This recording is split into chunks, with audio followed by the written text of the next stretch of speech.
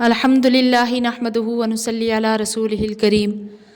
رب اشرح لی صدری ویسر لی امری واحلل عقدۃ من لسانی یفقہوا قولی۔ ان آیتوں میں 3 فرقوں کا بیان ہے، تو ان فرقوں کے واقعات کو یہاں ذکر کیا جائے گا۔ اعوذ باللہ من الشیطان الرجیم،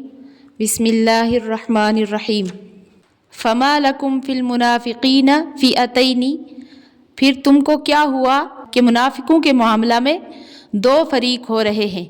واللہ ارکسہم بما کسبوا، اور اللہ نے ان کو الٹ دیا اس وجہ سے جو انہوں نے کیا۔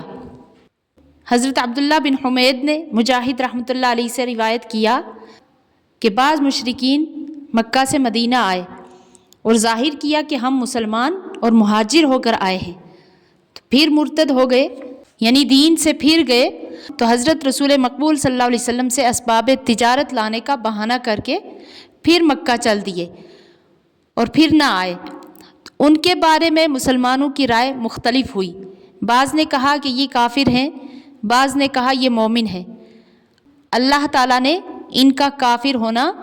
آیت فما لکم فی المنافقین فئتین اس میں بیان کر دیا اور ان کے قتل کا حکم کر دیا۔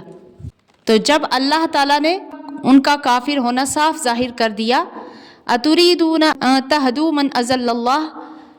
کیا تم چاہتے ہو کہ راہ پر لاؤ جس کو گمراہ کیا اللہ نے؟ ومن یضلل اللہ فلن تجد له سبیلا، اور جس کو گمراہ کرے اللہ ہرگز نہ پائے گا تو اس کے لیے کوئی راہ۔ یعنی جو وہ پہلے اپنے آپ کو مسلمان کہہ رہے تھے تو وہ مسلمان پہلے سے بھی نہیں تھے،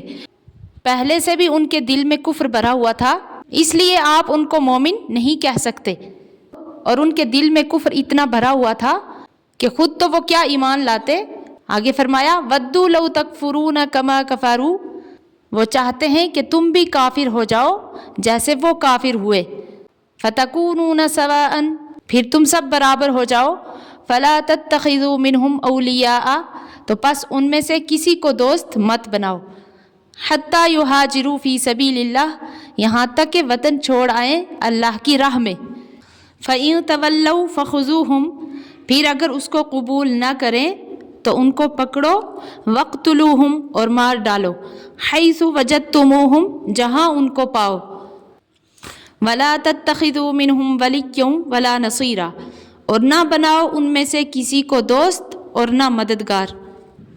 ابن ابی شیبہ نے حسن سے روایت کیا کہ سراقہ بن مالک مدلجی نے احد اور بدر کے واقعہ کے بعد رسول اللہ صلی اللہ علیہ وسلم کے حضور میں آ کر درخواست کی کہ ہماری قوم بنی مدلج سے صلح کر لیجئے۔ آپ صلی اللہ علیہ وسلم نے حضرت خالد رضی اللہ عنہ کو تکمیل صلح کے لیے وہاں بھیج دیا۔ مضمون صلح یہ تھا کہ ہم رسول اللہ صلی اللہ علیہ وسلم کے خلاف کسی کی مدد نہ کریں گے، اور قریش مسلمان ہو جائیں گے تو ہم بھی مسلمان ہو جائیں گے، اور جو قومیں ہم سے متحد ہوں گی وہ بھی اس معاہدہ میں ہمارے شریک ہیں۔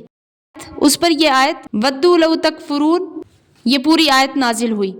جس میں مسلمانوں کو یہ ہدایت بھی کی گئی ہے کہ ان میں سے کسی کو دوست مت بنانا، یعنی کسی کے ساتھ مسلمانوں کا سا برتاؤ مت کرنا، کیونکہ دوستی کے جواز کے لیے اسلام شرط ہے۔ جب تک وہ اللہ کی راہ میں یعنی اسلام کو مکمل کرنے کے لیے ہجرت نہ کریں، اور ہجرت کے ساتھ ساتھ اسلام لانے کی قید اس لیے ہے کہ خالی دارالاسلام میں آنا کافی نہیں، یوں تو کفار اہل تجارت بھی آ جاتے ہیں، بلکہ اسلامی حیثیت سے آئیں، یعنی اسلام بھی ظاہر کریں۔ اور پھر یہ ہدایت کی مسلمانوں کو کہ اگر وہ اسلام سے بالکل پھر جائیں،